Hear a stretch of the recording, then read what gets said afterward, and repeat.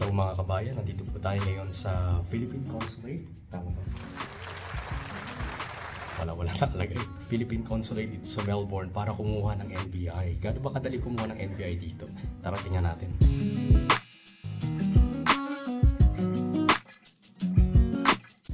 Ayan mga kabayan, pumunta tayo sa reception area at binigyan tayo ng papel na ganito. Kailangan natin fill upan to.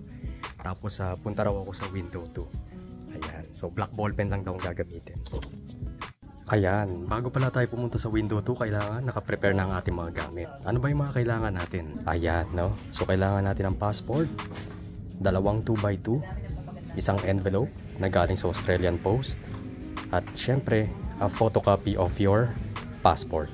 O ayan mga kabayan, tapos na tayo mag-fill up. Pupunta na tayo sa window 2. Ayan.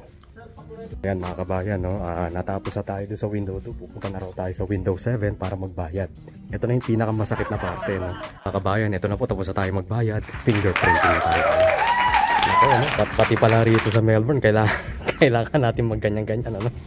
So ayan mga kabayan, tapos na tayo sa pag-process ng request for NBI dito sa consulate ng Melbourne.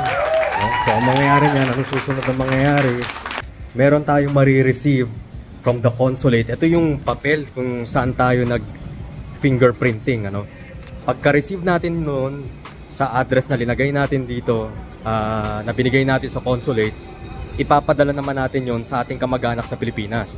Together with an authorization letter para sila naman ang magdadala noon sa NBA office doon sa Pilipinas para ma-process na ang ating NBI.